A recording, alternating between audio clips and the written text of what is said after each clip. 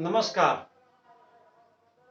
आप सभी को स्वतंत्रता दिवस की बहुत बहुत शुभकामनाएं। आज मैं दीपक तिवारी एक नए विषय के साथ आप लोगों के बीच आया हूं। आप लोगों के बीच बात रखने का बस यही मतलब होता है। इसमें अगर कुछ गलत लगे तो आप लोग सुधार कर सकते हैं। आज मैं जब सुबह उठा तो अपने आसपास चारों तरफ एक अलग माहौल देखा। माहौल था, सभी बच्चे खुश हो रहे थे, हाथ में तिरंगा लिए थे और अपने अपने कोचिंग संस्थानों में, स्कूल में जा रहे होंगे। मुझे एक गाना सुनाई दिया, दिला दी हमें आजादी बिना खड्ग बिना ढाल, हे साबरमती के लाल तूने कर दिया कमाल। ये गाना सुनने के बाद मैं सोचने लगा कि बिना खड्ग बिना ढाल चरखा चला के एक बाबा ने आजादी दिला दी, तो फिर ये शहीद भगत सिंह, खुदीराम बोस, जो 18-18, 19-19 साल के नौजवान, 20-20 साल के नौजवान फांसी चढ़ गए, वो किस लिए फांसी चढ़े? जब आजादी चरखे से ही मिलनी थी तो बेकार में 18-18 साल के लड़के, 20-20 साल के ये नौजवान फांसी के फंदे पर झूल गए। क्या जरूरत थी? बचपन से जब से हम स्कूल जाते हैं तो हमें यही सिखाया जाता है। एक बापू थे जिन्होंने अनशन करके, धरना दे करके आजादी दिला दी, और एक चाचा नेहरू थे जिन्होंने अपने बड़े बड़े कारनामों से देश को आजादी दिलाई। कुछ बातें बताना चाहता हूं जो आप भी पता कर सकते हैं। नेहरू जी जब स्कूल जाते थे या कॉलेज जाते थे तो उनके स्कूल या कॉलेज में, कहीं मैंने सुना है, आप लोग भी पता लगाइएगा अपने स्तर से, 4 दरवाजे हुआ करते थे और चारों दरवाजों पर एक एक कार। उस जमाने में, जिस जमाने में लोगों को साइकिल भी मुनासिब नहीं था, साइकिल भी देखने को नहीं मिलता था, उस जमाने में 4-4 कार प्रत्येक दिन विद्यालय समाप्त होने के बाद लगी रहती थी कि हमारे प्यारे नेहरू जी किस दरवाजे से बाहर निकले। ये पता नहीं था तो उनको एक कदम भी पैदल चलना ना पड़े।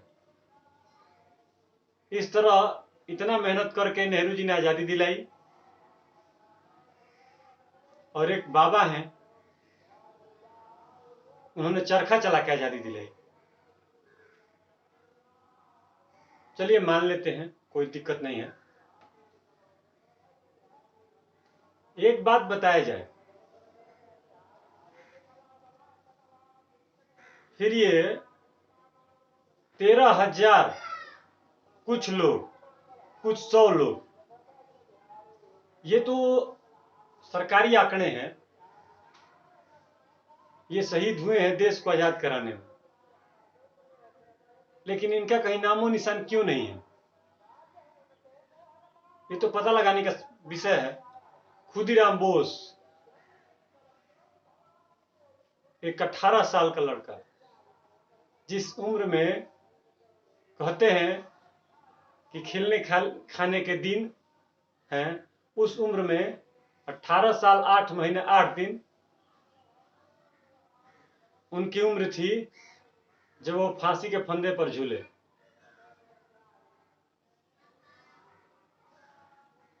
जानते हैं किस लिए? अंग्रेज एक काला कानून लाए थे, उन कानूनों को वापस लेने के लिए उन्होंने दबाव बनाया, जिस वजह से असेंबली पे बम फेंका। जो क्रांतिकारी अपना जो उस समय कर रहे थे गतिविधि, वो किए, उनको फांसी मिली। फिर इनका हमारे इतिहास में कहीं नामो निशान क्यों नहीं है? भगत सिंह हंसते हंसते फांसी पर झूल गए। इनका हमारे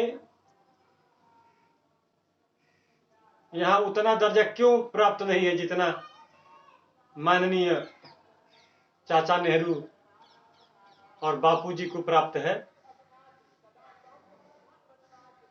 जिस व्यक्ति के कपड़े पेरिस से धुल के आते हों, वो बहुत बड़ा क्रांतिकारी हो गए और देश को आजाद कराने वाले हो गए।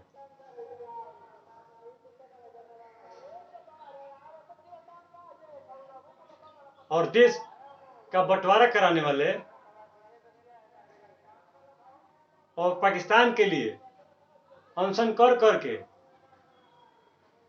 यहाँ का पैसा छीन कर वहां दिलवाने वाले लोग महान बन गए।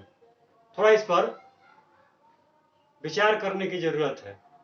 इस बात पर भी विचार करने की जरूरत है कि सिर्फ सरकारी आंकड़ों के अनुसार, वैसे तो ये भी मानने योग्य आंकड़े नहीं हैं, फिर भी अगर मानते हैं तो 13,500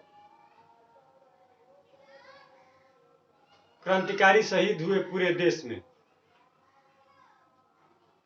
1857 से 1947 तक।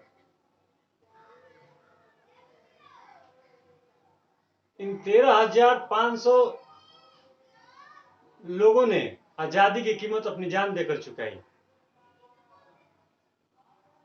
फिर इनका हमारे आजादी के इतिहास में, आजादी की गाथाओं में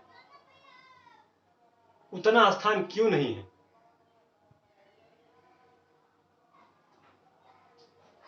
नेहरू गांधी, नेहरू गांधी, ये सुनते सुनते कान पक गए। एक खरोच तक नहीं है इनके शरीर पर। झूलने वाले फांसी झूल गए।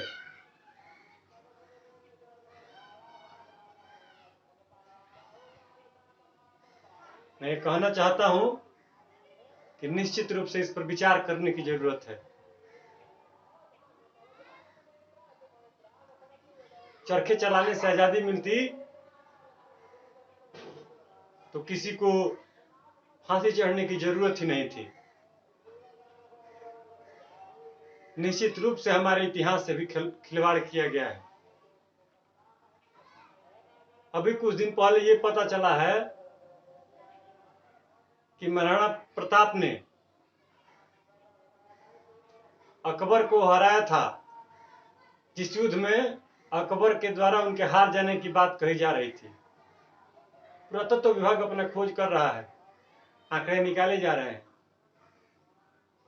आपके सामने भी वो आएंगे। लेकिन एक बात सत्य है कि हमारे इतिहास से, हमारी सभ्यता संस्कृति से खिलवाड़ हुआ है और उसको सुधार करने की जरूरत है। एक बात, कभी भी कोई भी नेता, वर्तमान में जो सरकार है, सरकारें आती जाती रहती हैं, चुनाव के माध्यम से कभी किसी पार्टी को बहुमत मिलता है, कभी किसी पार्टी को बहुमत मिलता है। जनता जिसको चाहती है उसको अपना सत्ता देती है। तो एक हमारे यहाँ 50-52 साल के युवा नेता है, वो कहते हैं मोदी धर्म के नाम पर देश का बंटवारा करा देंगे, मैं ये सब नहीं होने दूंगा।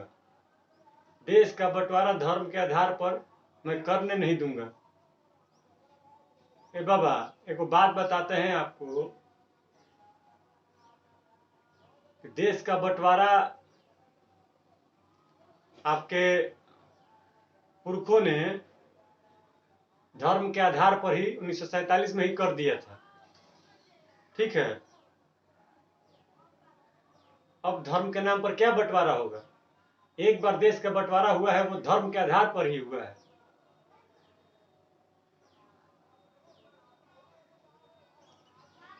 धर्म के आधार पर किसने क्या किया धीरे धीरे सब सामने आ रहा है और जनता को सब मालूम है। धन्यवाद।